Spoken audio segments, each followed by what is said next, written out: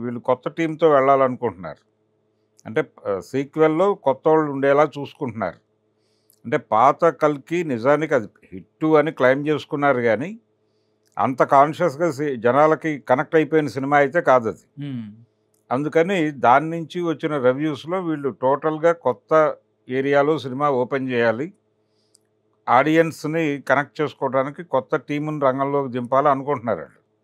అందుకని సాధ్యమైనంత వరకు పాతోళ్ళని తప్పించే ప్రయత్నాలు జరుగుతున్నాయక్కడ. ఆల్రెడీ ఈవిడికి సంబంధించి కొంత షూట్ అయింది పార్ట్ 2కి గూడా.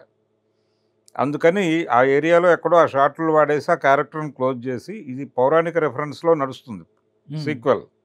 ఆయన కర్ణుడిగా కనిపిస్తున్నాడు. సో, ఆవిడ పిల్లవాడిని కనటం వరకు నడిపించేసి ఆ క్యారెక్టర్‌ని పక్కకు పెట్టేసి, ఆ క్యారెక్టర్ ఉంటుందా? లేదు చంపేస్తారా? అనేది పక్కన పెట్టేస్తే, ఆ క్యారెక్టర్ ఉన్నా గాని తెర మీద కనిపించకపోవచ్చు. డైలాగుల్లో వినిపిస్తూ ఉంటుంది ఎప్పుడైనా. హ్మ్.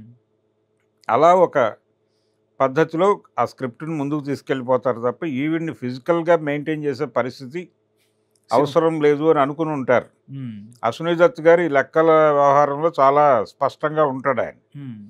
ఎందుకింత భరించడం అవసరమా? మనం ఎలాగో కొత్తోళ్ళని చాలామందిని దింపాలనుకుంటున్నాం. కాబట్టి వీళ్ళని కట్ చేసేస్తే పోతుంది అనే ఉద్దేశంతో అక్కడ వేటు పడిందావిడకి.